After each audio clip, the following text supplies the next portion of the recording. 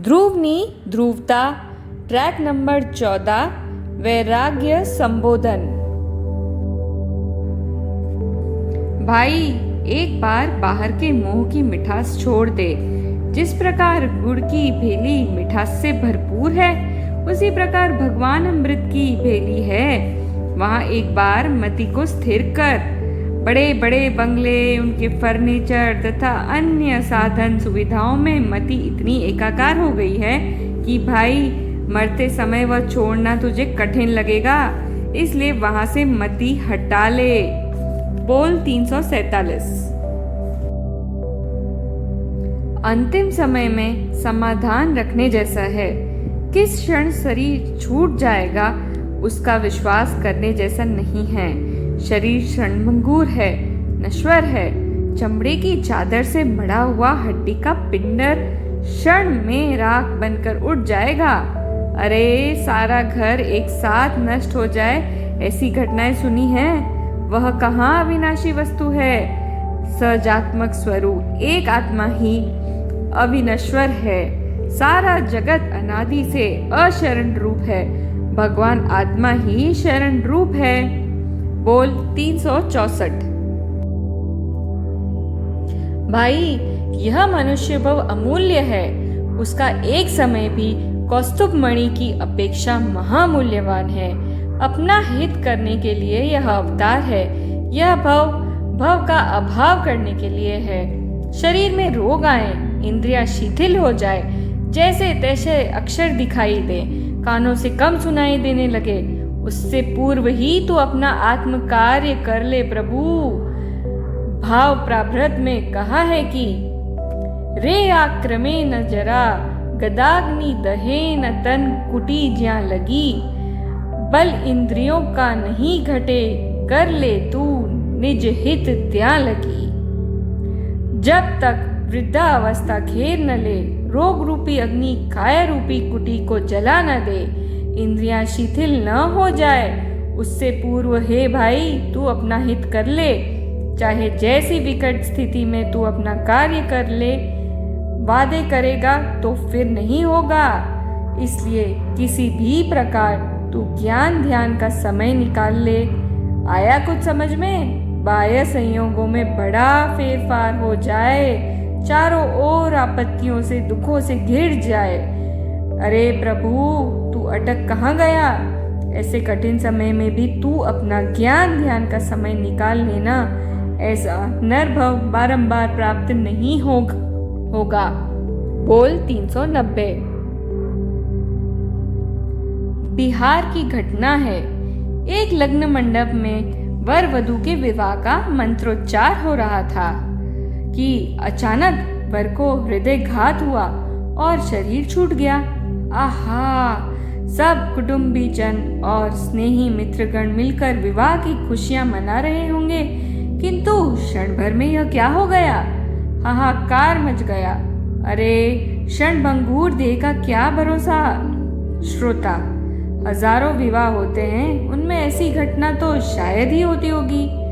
पूज्य गुरुदेव, अरे, ऐसी मृत्यु की घटनाएं तो अनंत बार हुई है।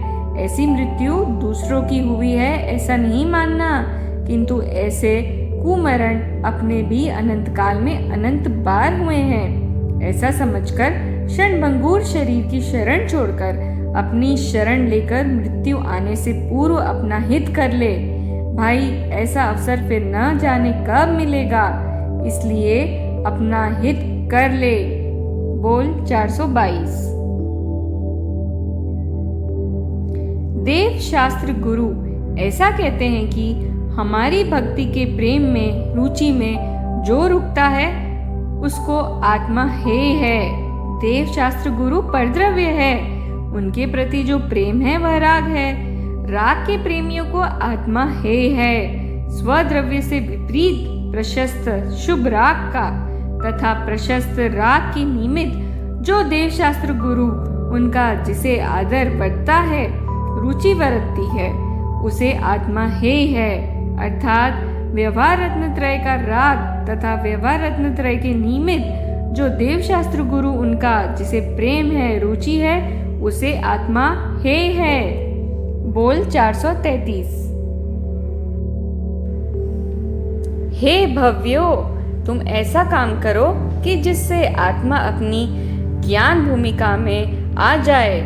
देहांत हो उससे पूर्व यह प्रयत्न कर ले। आग लगने पर कुआं खोदने से क्या होगा? इसलिए मृत्यु से पूर्व आत्मा का यत्न कर ले। मनुष्य भव से ही शिव पद की प्राप्ति हो सकती है। देवनार की पशु गति से मोक्ष प्राप्त नहीं हो सकता, इसलिए यह अमूल्य अवसर चूकने जैसा नहीं है। बोल 495। उसे मनुष्य भव तो पहले अनंत बार मिला है, सत्पुरुषों के समागम में भी अनंत बार गया है, परंतु वह अपने स्वभाव के योग में एक क्षण भी नहीं गया, कभी स्वभाव में शक्ति नहीं लगाई। बोल 616। अहो, क्षण में मरना है और ममता का पार नहीं। बोल 668। अरे रे, बाहर के उत्साह में आत्मशक्ति का घात करता है, आत्मा को घायल करता है। प्रभु, एक बार सुन तो सही। अनंत तीर्थंकर और अनंत केवली जो कहते आए हैं वही यह बात है। भाई, तू कौन है, कितना है? अनंत शक्ति का स्वामी ज्ञायक प्रभु है। उसे अनुभव में लेकर अतीन्द्रिय आनंद का अनुभव करना वह निर्जरा है। पूर्ण आनंद के नाद को ध्येय बनाकर आनंद का अनुभव कर यही करना है। उसे करने के लिए निवृत्ति लेनी पड़ेगी। श्रीमद् राजचंद्र तो कहते हैं कि मुमुक्षुओं को आजीविका मिलती हो तो विशेष प्रवृत्ति नहीं करना चाहिए। करने जैसा तो यह है। अरे 84 लाख योनियों के अवतारों में कहीं पता नहीं चलेगा। उस दुख से छूटने का यही मार्ग है, यही करने योग्य है। अरे यह भव चला जा रहा है, यह अमूल्य समय यूं ही व्यर्थ चला जाता है। भाई, आयु पूर्ण होने पर क्या होगा? इसलिए यह कर लेने जैसा है, इसे आज ही कर ले। बोल 682।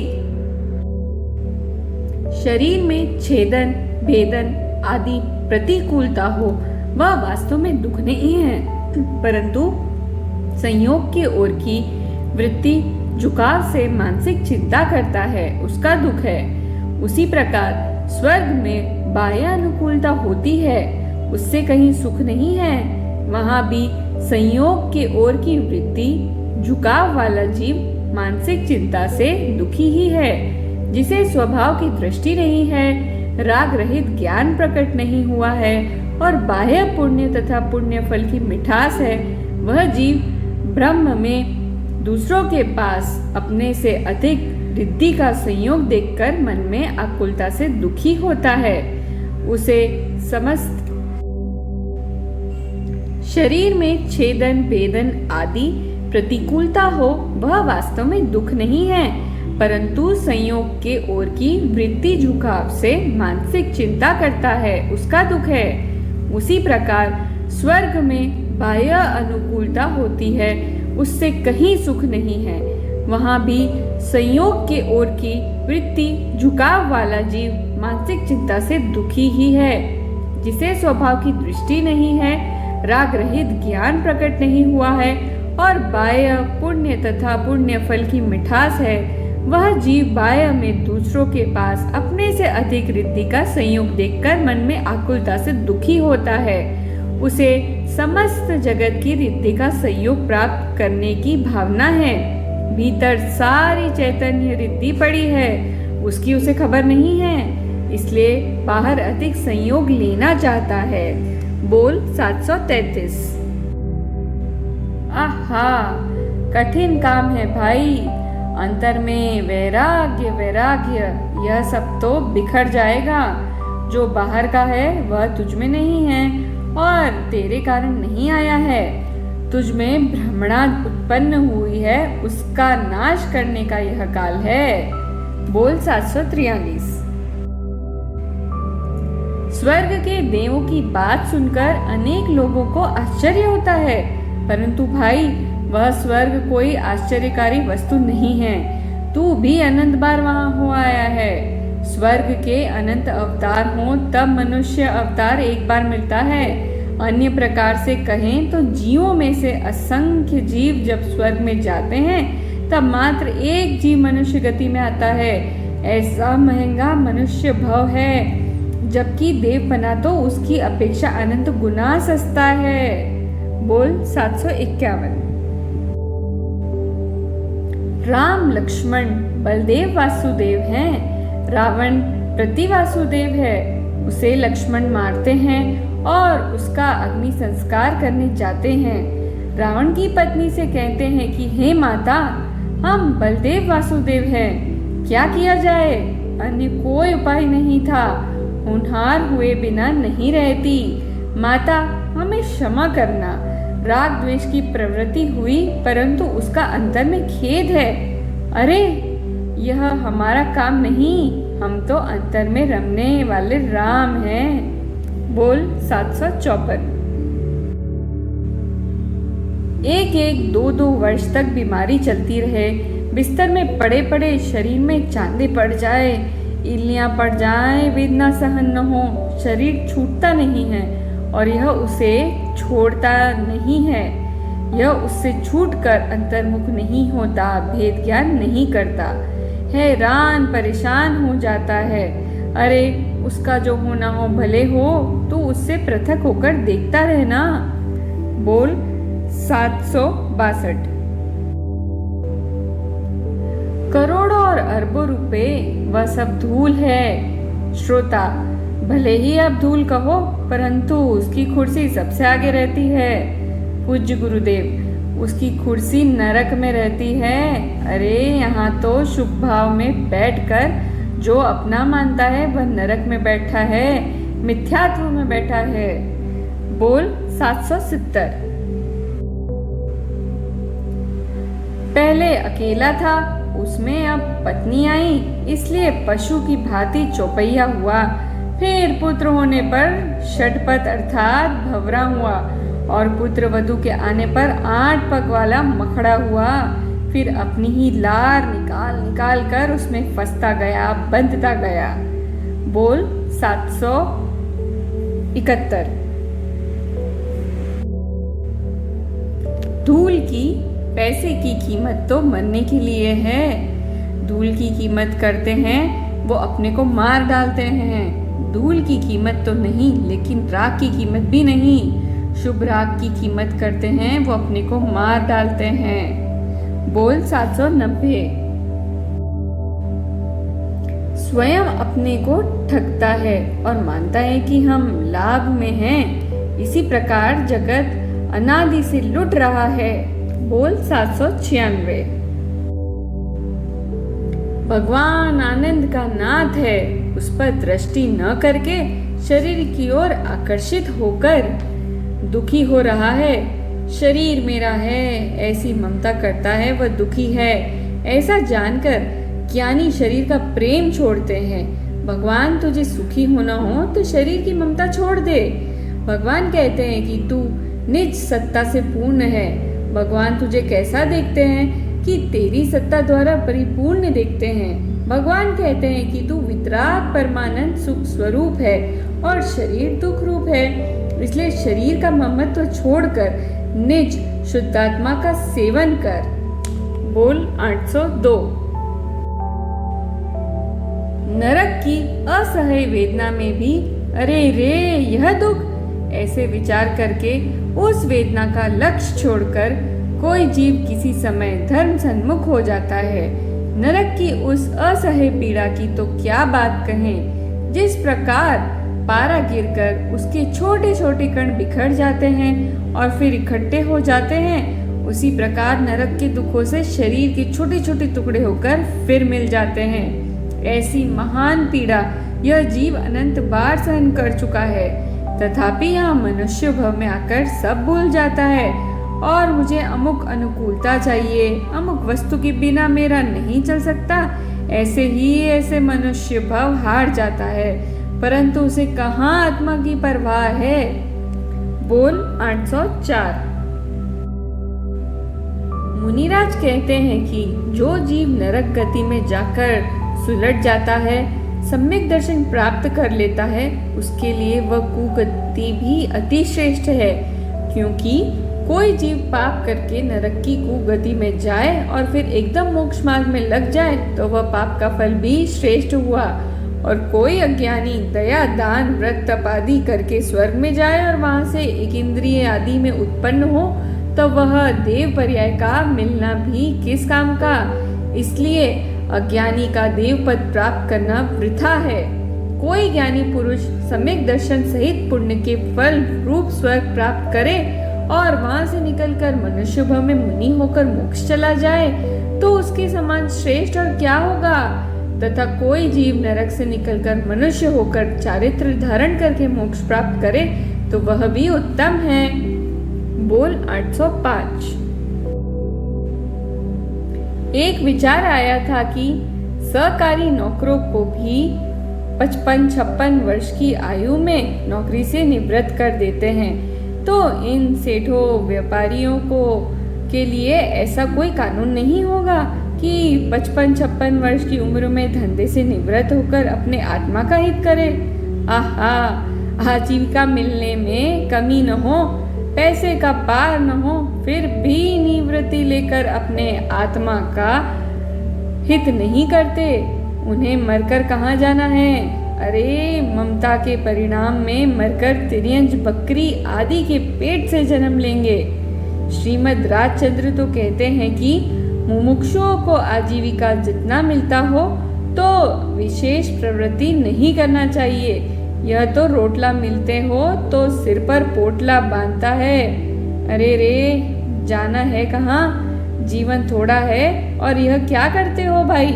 ऐसा मनुष्य भव मिला है और सच समझने का अवसर आया है तो 4, 6, 8 घंटे स्वाध्याय श्रवण मनन सत समागम करके अपने आत्मा का कुछ हित करके मानव जन सफल कर ले। बोल 877। नरक में भयंकर दुखों में एक क्षण बिताना भी कठिन होता है। वहां सागरोपम काल की आयु कैसी पूरी हुई होगी। प्रभु, भव भ्रमण के अभाव का तूने कभी प्रयत्न नहीं किया, इसलिए ऐसे असह्य दुख तूने सागरोपम तक अनंत बार भोगे हैं। नरक के दुख करोड़ों जीवों से और करोड़ों भव में नहीं कहे जा सकते। ऐसे दुख तूने सहन किए हैं। प्रभु, जो दुख सुने न जा सके उनमें अनंतानंत काल बिताया है। अनंतानंत काल में एक बार मिले तब भी अनंत बार मनुष्य भव मिला और उसकी अपेक्षा असंख्य गुने अनंत नरक के भव तूने किए। वहां असह्य दुख सहन किए, उसका गंभीरता से विचार तो कर भाई। बोल 879। अरे यह शरीर छूट जाएगा भाई, कहाँ जाकर उतरेगा? भीतर अपनी ज्ञायक वस्तु की दृष्टि नहीं की और राग के प्रेम में रुक गया तो 84 के अवतार में परिभ्रमण करेगा, क्योंकि आत्मा तो अनंत काल रहने वाला है। यह शरीर तो छूट जाएगा ना, फिर कहाँ रहेगा?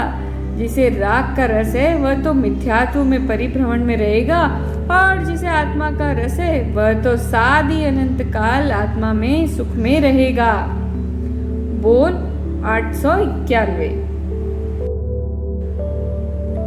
भाई, हम तो आत्मा हैं और आत्मा तो एक समय की पर्याय के समीप, पर्याय से भिन्न, शुभाशुभ राग से भिन्न, शरीर वाणी लक्ष्मी तथा नाम से भी भिन्न, भीतर पाताल में पड़ी हुई ज्ञायक वस्तु है।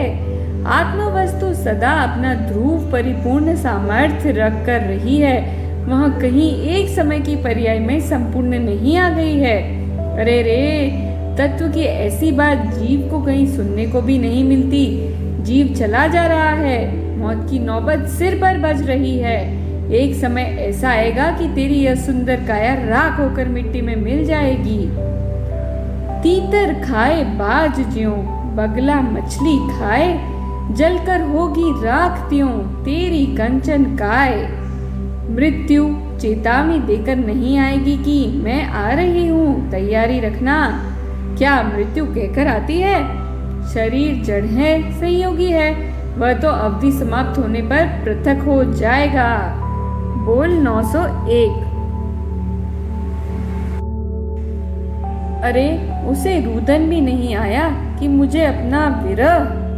बोल 912। श्रोता, प्रभु, मैं संसार रोग से पीड़ित रोगी हूँ। उस रोग को मिटाने वाला डॉक्टर आप है, इसलिए आपके पास आया हूँ। पूज्य गुरुदेव, कोई रोगी है ही नहीं। मैं रोगी हूँ ऐसी मान्यता छोड़ देना चाहिए। मैं तो निरोगी परमात्मा स्वरूप ही हूँ। बोल 918। अरे प्रभु, तूने सचिदानंद स्वरूप निज ज्ञायक तत्व की दृष्टि कभी नहीं की, उसका आश्रय नहीं किया और पुण्य भाव से मेरा कल्याण होगा, इस प्रकार उसका आश्रय करके मिथ्यात्व भाव का सेवन किया। मिथ्यात्व भाव के कारण 84 लाख योनियों में अनंत बार अवतार दिए। आहा, नरक के वे भयंकर दुख। भगवान ऐसा कहते हैं कि नरक गति के एक क्षण के दुख करोड़ जिहाओं द्वारा और करोड़ भवों में नहीं कहे जा सकते। वह तो जीव उन्हें भोगे और केवली उन्हें जाने।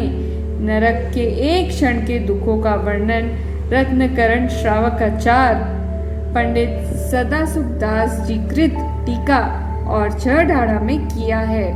भाई, तू उत्कृष्ट 33 सागर तथा जगन्य 10,000 वर्ष की तथा एक एक समय बढ़ने से बीज की असंख्य प्रकार की स्थिति से नरक में अनंत बार जन्मा। उन दुखों की भयानक वेदना, अरे तूने उनका विचार तक कभी नहीं किया। अब तो उन भीषण दुखों का अंत करने के लिए एक बार सम्यक दर्शन तथा स्वानुभूति प्रकट कर। बोल 931। अरे रे, जीव अनंत काल से भटक रहा है। आयु पूरी होने पर जीव तो यह शरीर छोड़कर चला जाता है। कहाँ गया उसकी कोई खबर पड़ती है? अनजान द्रव्य में, अनजान क्षेत्र में, अनजान काल में तथा अनजान भव में तुझे जाना है, उसकी खबर नहीं है भाई। जब तक मिथ्यात्व का भाव है तब तक एक के बाद एक स्थानों पर जन्म धारण करना है। अरबपति मरकर बकरी के पेट में जाता है, सुअर होता है। दुनिया को कहाँ उसकी खबर पड़ती है भाई। अपनी वस्तु को पहचान कर यदि उसको परिणमित नहीं किया तो संसार का रोग दूर नहीं होगा। बोल 932। श्री कुंदाचार्य देव अष्टपाहुड़ ग्रंथ में कहते हैं कि हे जीव, भूतकाल में तूने इतनी माताओं को अपनी मृत्यु के बाद रुलाया है कि तेरे प्रत्येक भव की उन माताओं के आंसू एकत्रित करने से समुद्र भर जाए। ऐसे अनंत भूतकाल की अपेक्षा तेरा भविष्य काल अनंत गुना बड़ा है। यदि अपने आत्मा की संभाल नहीं की और शरीर, धन, परिवार में ही इस अमूल्य मनुष्य भव को गंवा दिया तो तेरा भविष्य काल भी भूतकाल की भांति अनंत दुखों में ही व्यतीत होगा। काल की इस अनंत काल का गंभीरता से विचार करके, भूतकाल के दुखों का स्मरण करके फिर ऐसे दुख न भोगने पड़े, उसके लिए अब जागृत हो। एक बार तो अपने आत्मा पर दया कर। बोल 948। चूहे फूंक फूंक कर पांव आदि खाते हैं ना, चूहे फूंक मारकर काटते हैं, इसलिए नींद में खबर नहीं पड़ती। उसी प्रकार यह स्त्री पुत्र आदि प्रशंसा कर करके खाते हैं, इसलिए मूढ़ को पता नहीं चलता। श्रोता, यह तो सब घर में झगड़ा हो ऐसी बात है। पूज्य गुरुदेव, शास्त्रकार भी कहते हैं ना कि कुटुंबी जन ठगों की टोली है भाई। जिसे सांप का विष चढ़ा हो उसे कड़वा नीम भी मीठा लगता है। उसी प्रकार यह संसार विष समान होने पर भी मोही जीव को वह मीठा लगता है, इसलिए उसे जिनवाणी का अमृत पान करा के निमोही बनाने के लिए ऐसी वस्तु स्थिति है वैसी कही जाती है। यहाँ तो भव का अभाव करने की तथा परभव सुधारने की बात है। बोल 957। जिन कुटुंबियों के लिए तू उत्साहपूर्वक समय गंवा रहा है, जिन कुटुंबियों की सुविधा के लिए तू धन कमाने में समय बिता रहा है, वही कुटुंबी जन तेरी मृत्यु के बाद तेरे शरीर को मकान की चौखट का भी स्पर्श नहीं होने देते, तो तू दूसरों के लिए यह भव क्यों गंवा रहा है? अरे तुझे कहाँ जाना है? जैसे कोई मुसाफिर चला जा रहा हो और रास्ते में जो कोई आए उसे अपना मान ले, उसी प्रकार तू मुसाफिर है और वह स्त्री पुत्र आदि मेरे शरीर मेरा इस प्रकार मेरे मेरे कर रहा है। परंतु प्रभु तुझे तो वहां से चल देना है भाई, फिर यह मेरे मेरे क्यों कहता है? बोल 771। आहा, जिसने द्रव्य स्वभाव का अवलंबन लेकर अंतर में सम्यक दर्शन प्रकट नहीं किया, उसे देहांत के समय कौन शरण होगा? अरे जब रग रग खींचे की पीड़ा होगी, प्रत्येक रजकंठ पलट जाएगा, उस समय न्यायक भगवान आत्मा जो कि शरणभूत है, उसकी दृष्टि नहीं होगी तो वह जाएगा कहाँ? वह दुख में दब जाएगा भाई। वहाँ अपने आत्मा के सिवा अन्य कोई शरण नहीं है। बोल 776। यहाँ तो प्रथम यह विचारो कि उसकी सत्ता है, अस्तित्व है, वह त्रैकालिक है, तो यहाँ से देहांत होने पर वह अन्यत्र तो जाने वाला ही है, क्योंकि देह तो रहने वाली नहीं है, कहीं और जाएगी ही। तो कहाँ जाएगी? उसका निर्णय तो उसे करना पड़ेगा ना। यदि आत्मा को पहचान कर प्रतीति करेगा तो आत्मा में रहेगा, किंतु यदि प्रतीति नहीं की तो देह में दृष्टि पड़ी है, इसलिए चार गतियों में भटकता फिरेगा और दुख भोगेगा। अपने ऊपर दया करके अपनी पहचान कर लेने का उसे यह अवसर प्राप्त हुआ है भाई। ऐसा अवसर फिर कब प्राप्त होगा?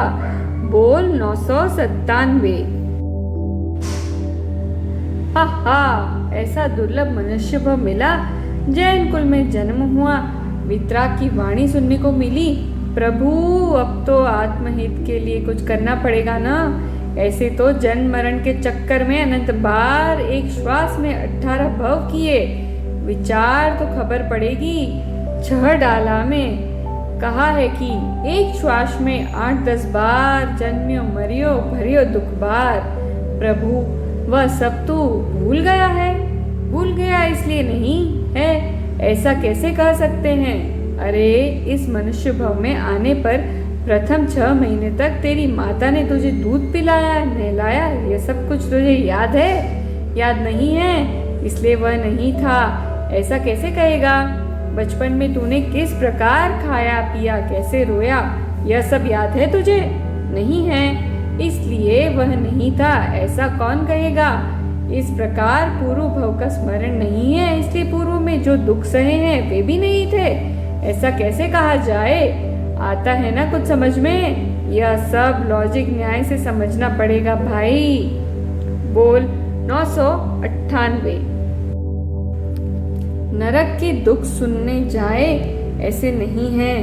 पाँव में कांटा लगने जितना दुख तुझसे सहन नहीं होता, तो फिर जिसके गर्भ में अनंत दुख पड़े हैं उस मिथ्यात्व को छोड़ने का प्रयत्न तू क्यों नहीं करता?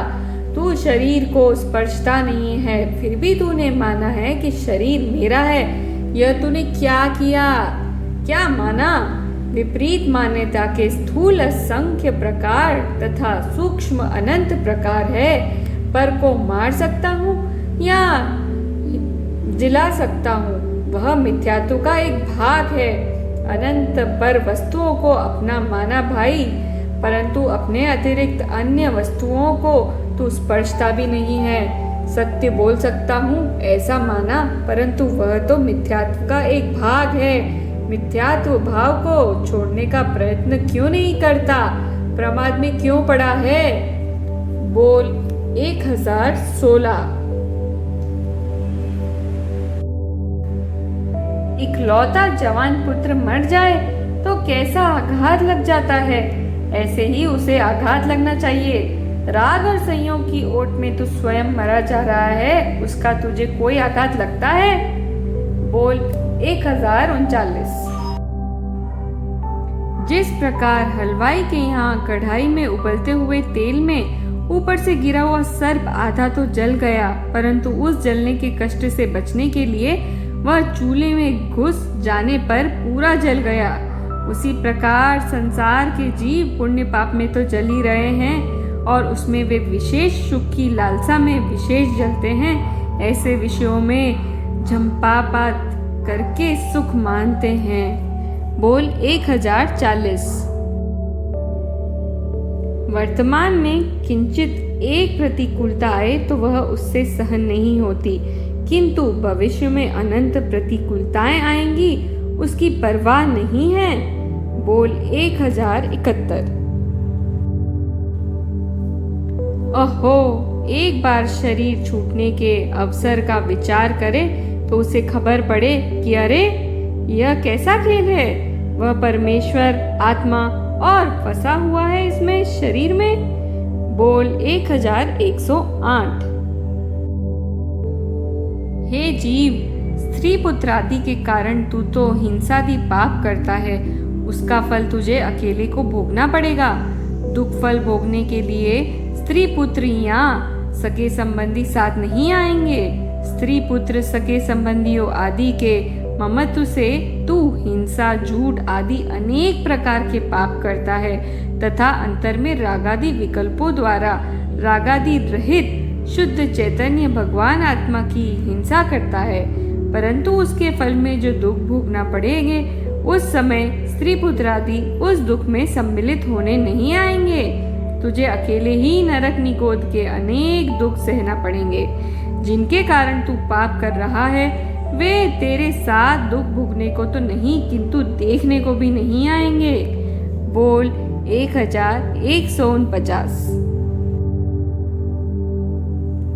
श्री समयसार में कहा है कि मैं पर जीव को सुखी दुखी कर सकता हूँ, यह मान्यता महामिथ्यात्व है। सब अपने पूर्व कर्मों के उदय अनुसार आयु एवं संयोग लेकर आते हैं, उनमें अन्य कोई जीव फेरफार नहीं कर सकता। वृद्ध सामायिक पाठ में आता है कि जब मरण आता है तब वैद्य ब्राह्मण स्त्री पुत्र माता नौकर चाकर या इंद्रादि कोई भी बचा नहीं सकता, एकमात्र अपना आत्मा ही शरणभूत है। ऐसा विचार करके सज्जनों को आत्मिक कार्य करने में विलंब नहीं करना चाहिए। ऐसा मनुष्य शरीर 5 इंद्रियां और जैन धर्म मिलने पर भी आत्महित के कार्यों में विलंब नहीं करना, आज ही करना। अमृतचंद्र आचार्य देव श्री प्रवचन सार में कहते हैं कि आज ही अपना हित साध ले, विलंब ना कर। बोल 1161।